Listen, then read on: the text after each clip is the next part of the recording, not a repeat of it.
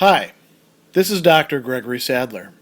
I'm a professor of philosophy and the president and founder of an educational consulting company called Reason.io, where we put philosophy into practice.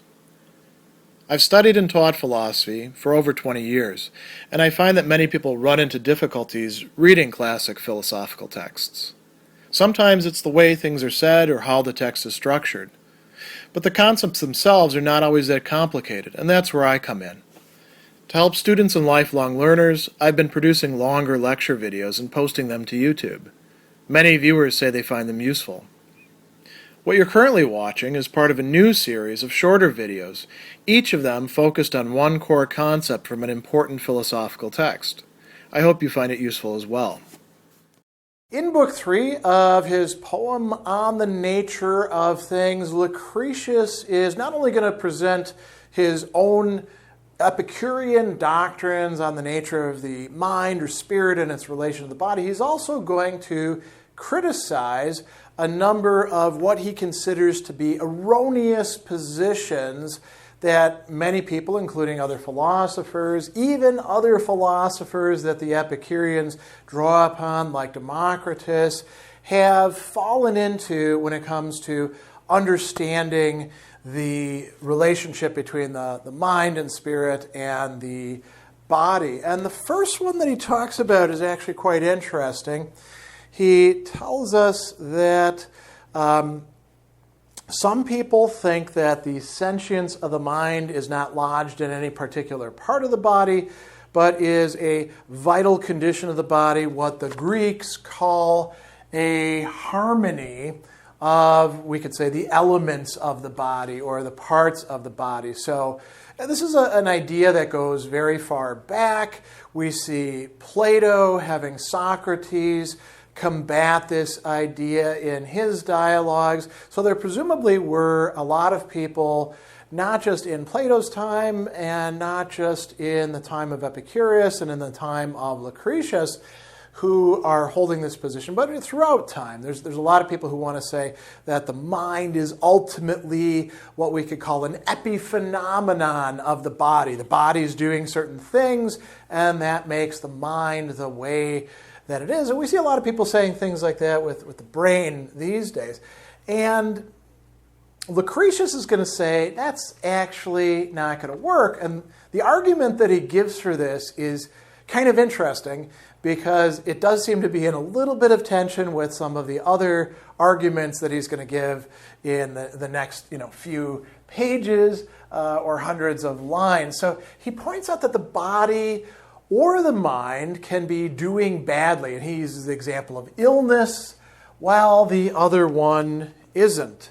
So he says the visible body is obviously ill, while in some other unseen part we are enjoying ourselves. So if what's going on with the mind or the spirit is just a reflection of the harmony, or in this case, disharmony of the bodily parts, if the body's not doing good, the mind ought to not be doing good as well. And he says that no less often the reverse happens. One who is sick at heart enjoys bodily well-being. So somebody might be upset over the loss of a job or a breakup or the death of a family member or something like that. Physically, they're just fine. Their body's in perfect harmony with itself. In terms of the mind or the spirit, they're unhappy, right? So this, he says, should disabuse us of the idea that the mind is merely a harmony of the body. He actually goes on as well and says, consider what happens when we surrender our limbs to soothing slumber and our body lies insensible. At the very same time, there's something else in us that it's awake to all kinds of stimuli, something that gives free admittance to the motions of joys and heartaches void of substance. What is he talking about? Having dreams, right? You can dream and your body's just laying there doing nothing. It's not a harmony of the body that's producing it. It's the mind's own activity. And so he goes on and he says that let's drop this name harmony passed down to the musicians from the heights of Helicon, or else perhaps they fetched it themselves from some other source and applied it to the matter of their art, which had then no name of its own. And so he's attributing this to the musical people, right? And so he's gotten rid of this idea. The next thing that he has to discuss, and he's trying to affirm this point of view, the mind or the spirit, both together, and the body are material. And they're material really in the same kind of way. They're made of atoms.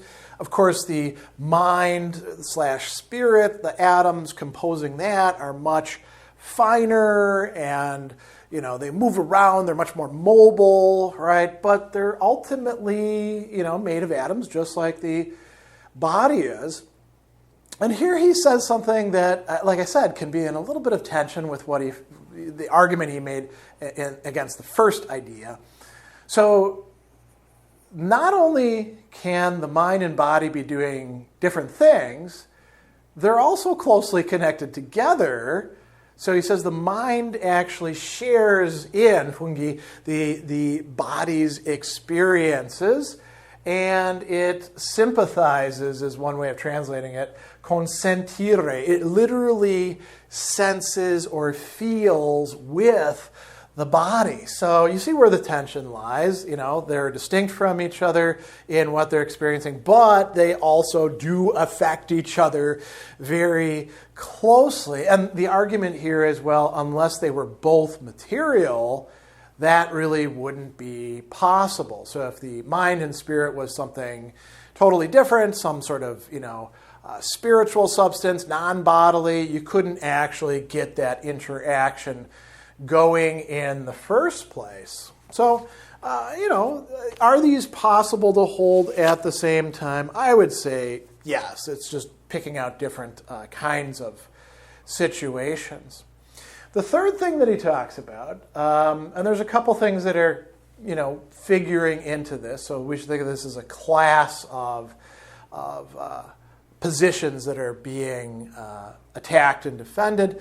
He tells us that neither the body nor the mind on its own possesses sensation.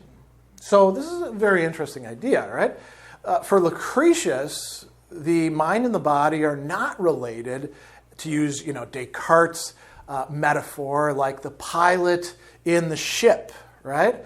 Instead, the mind and the body are essentially, the mind is interfused within the body, and it's because of that we can actually have sensations. And so he's going to give two main arguments here. He's also going to, criticize a little bit later on people who think that, like, after we die, the body, goes down to the underworld and we see and hear and smell things.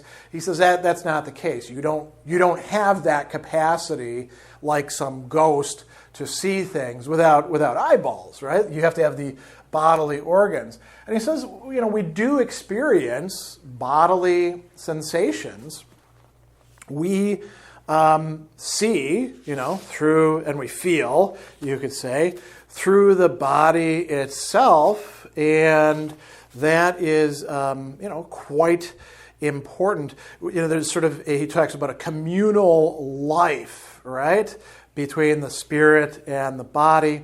So he says, it's clear neither body nor mind by itself without the other aids possesses the power of sensation. It's by the interacting motions of the two that the flame of sentience is kindled in our flesh. And he also talks about this as having growth within us. Both the mind and the body are growing as well. So he says, if anyone denies the body is sentient and believes it's the spirit interfused throughout the body that assumes this motion we term sensation, he's fighting against manifest facts, open facts, right? Who can explain what bodily sensation really is, if it be not such as is palpably presented to us by experience? You want to know what pain is like? Poke yourself, or, pinch yourself or something like that. You want to know what it is to look around at things? Well, look around at things with your eyeballs, right? On the other side, though, he says that the body, it's not like the body is this machine that's getting the things and then passing the signals on to the mind, which is a totally separate thing. No, the body's organs, he says, are sort of like windows. He says, it's impossible to maintain. The eyes can see nothing, but the mind peeps out through them as though through open doors. The sense of sight itself leads the other way, dragging and tugging us right to the eyeballs, right? Often, for instance, we cannot see bright objects because our eyes are dazzled by light. This is an experience unknown to doors or windows. The doorways through which we gaze suffer no distress by being flung open. Besides, if our eyes are equivalent to doors, then when the eyes are removed, the mind obviously ought to see things better now that the doors are away, doorposts and all. That's clearly not the case. Or, you have your sinuses burnt or something. Ooh, now you'll smell better because there's nothing getting in the way. No, we need both sides, the mind and the body, working together in order to have sensation. The last really interesting thing that he's going to consider, besides the mind, spirit being born and dying, he's criticizing Democritus. And Democritus is somebody who Epicurus took a lot of his theory from, adding a very important contribution of the swerve, but he essentially accepts Democritus's atomic theory. Lucretius says, another error to be avoided, one sanctioned by the revered authority of the great Democritus, is the belief that the limbs are knit together by atoms of body and mind arranged alternately, first one, then the other. So the primordia, the atoms, are arranged alternately, singula primus ad posita alternus.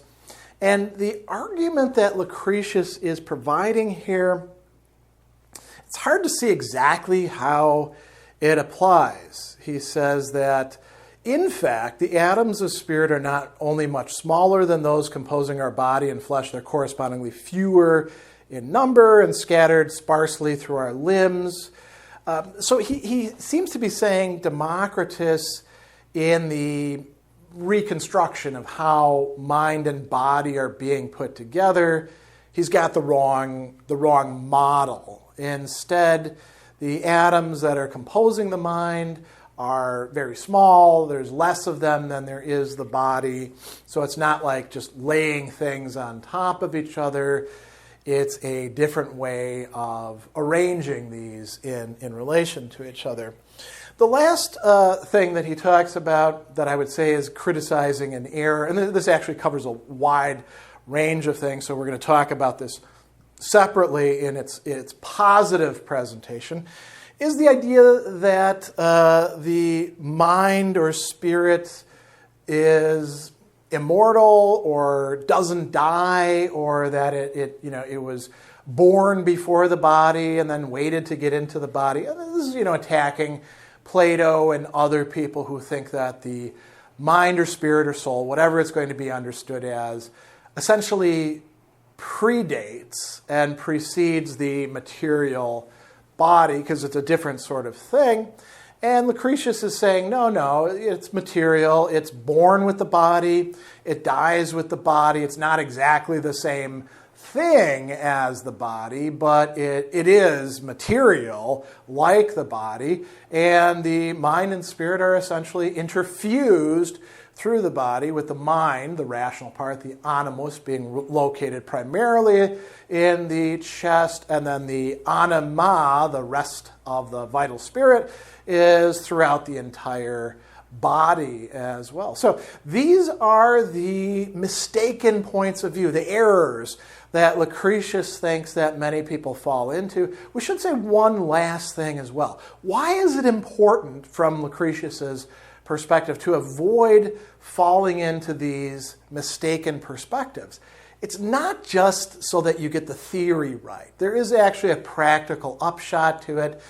Believing the wrong things about the nature of our mind or spirit and its relation to the body, therefore, what we in fact are as human beings and how we work, is going to lead you to suffering, problems that you don't actually have to have. If you want to have a happy life, you need to get straight about how things actually are and actually work with the mind, the spirit, and the body.